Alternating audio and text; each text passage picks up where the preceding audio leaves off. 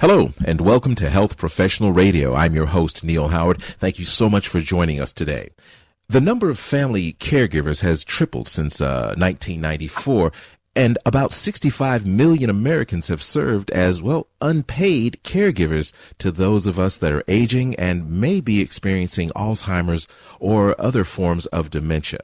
Our guest in studio today is Stephanie Erickson, the author of an upcoming book, Aging by Design. She's a licensed clinical social worker and family caregiving expert. After earning her master's degree in social work in 95, she began working with family caregivers. Now, throughout her 20 years as a social worker, she's guided thousands of families through the complex process of making caregiving decisions. She's here today to speak with us about some of the different aspects of caregiving. How are you doing this afternoon, Stephanie? I'm wonderful. Thank you, Neal, for having me. Thank you so much for being here with us today. 65 million or more Americans serving as unpaid caregivers. I mean, it's not necessarily about the pay when it comes to caring for your loved one when they're experiencing the problems associated with dementia or Alzheimer's. As a family caregiving expert, I guess when talking about dementia, saying that someone is suffering from dementia or they've got this malady, how much of caregiving is caring for the dementia and how much is caring for the individual as a person who still has deserves their dignity and to be able to do some of the things and make some of the decisions that they were so used to all their lives?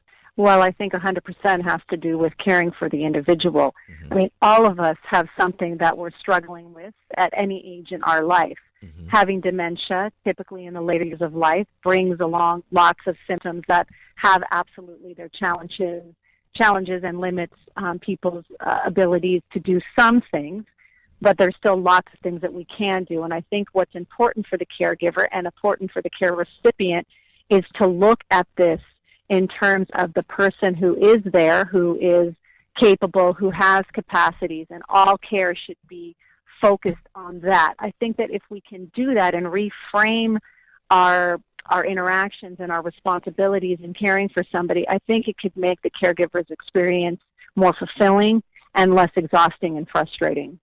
I understand that. And as the author of the upcoming book, Aging by Design, how do you suggest that we deal with the progression of dementia or Alzheimer's as a person's abilities begin to deteriorate? How do we transition from what we were doing 6 months ago to what we need to do now that their condition has worsened?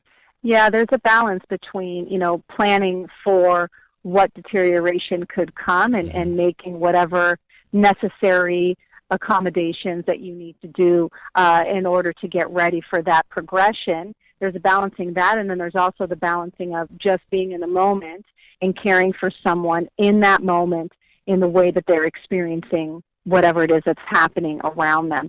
There is a balance, but I think that having conversations within our family much earlier on, prior to anyone having any kind of signs or symptoms or difficulties, the more that we understand the type of care and support the person would want should they be faced with an illness like this or any other difficulties of aging, as a family member, knowing how we're supposed to be caring for somebody will help us in those moments when care begins. We hear a lot about pre-planning our funeral arrangements for ourselves or our parents or grandparents, as for that matter. I've not heard a lot about preparing in advance for dementia. Obviously, dementia would come before the end of life. I mean, is this an industry just like prepaid funeral services? Is there an organization or are there companies who will help you to pre-plan for dementia as far as where the person would live, what type of equipment would be in the person's home if they plan on staying home or if the caregiver plans on staying with them? Yeah, that's an interesting question. I don't know of any, one-stop shop that does that. There are different professionals who might have discussions about it. So you might meet with a financial advisor who's going to talk to you about, how you can safeguard funds should you need to pay for some type of care in the future, whether that be a residence or equipment or personnel in your home. You'll have attorneys who will help you create estate planning to make sure that the legal documents are in place so that someone has access to those funds and has permission to represent you. So it's kind of like different lanes that people are in.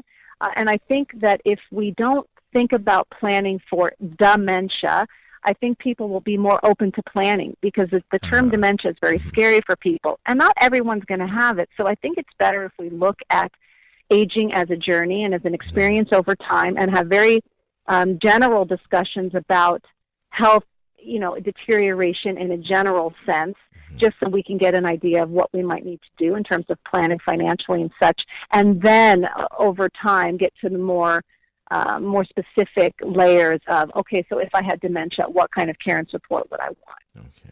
You run Erickson Resource Group, a clinical practice that is focused on elder care. Now, in addition to that, and also being an author, you're also the host of your own radio program, The Caregiver Circle, which can be heard on Web Talk Radio. When you're talking to your guest or your callers, what type of information can you give them when they have no clue and they just need to get started? What direction do you point them in to where you can say, okay, here's a starting point to get that information and that, training that you need in order to take care of someone? Yeah, well, the show actually focuses on caregiving in a very holistic sense. So what I mean by that is it's a broad topic. So a lot of my segments and my shows are focused on seniors and the care and support we can provide, but there's also other types of caregivers, those caring for people living with HIV, those caring for children with disabilities, those caring for military caregivers. So the show brings in experts from all types of caregiving, and I take one specific, very detailed aspect of caregiving and then spend the time really analyzing and picking that apart. And absolutely, within every show, resources are offered of where people can go to get information to help them. You recently organized a show, and in your free time, the little bit of free time that I can see based on all that you do, you spend your free time on the flying trapeze, and you organized a show, sort of a circus based on changing the way that we look at and talk about Alzheimer's and dementia. Could you talk a little bit about that show? Sure. It started with a personal experience. I have anxiety, and for most of my life, I would say that I suffer from anxiety. And I was very discouraged with that language and realizing what it was doing to my reality. When I say I suffer, what I was doing was suffering, and I was limiting myself. So when I started to just say I experience anxiety, I started to challenge myself, how can I live despite having anxiety? And that's when I took up the flying trapeze. So this show was about showing how terminology changes our experiences, and it can change them in positive and negative ways. So if we say that someone suffers from dementia, if we say that they are disabled, incapacitated, that makes us look at that experience in a very negative way. And so our relationships with people are more negative, and the systems that follow are not meeting the needs of people in a very positive and enlightened way. So we should no longer say suffer from dementia. We should say somebody has dementia. These are their symptoms. And this is also what they have within them that we can build upon to make their life enriched. So when a caregiver is on their way to the facility or the home, rather than already having a negative mindset about what they're about to be involved in, the care of a dementia patient, rather than already having that negative mindset of I'm going to care for someone who is suffering, I'm going to care for someone who is disabled rather than enabled. The positive mindset goes a long way. As soon as they walk in the door, they see as you say, the entire situation and the individual in a totally different light. Exactly, because if I say, oh my gosh, my mom is suffering, she's suffering, I'm going to feel negative about it, and I'm going to be focused on the things that are uncomfortable for her. But if I look at her and say, my mom has dementia, these are the list of her symptoms, and these are the ones that are uncomfortable. Let me find those ways that she's still capable, all those residual capacities that are still there. Let me focus on that and do what I can to enhance and enrich those capacities. Then I'm no longer looking at her as suffering. I'm looking at her as living with dementia.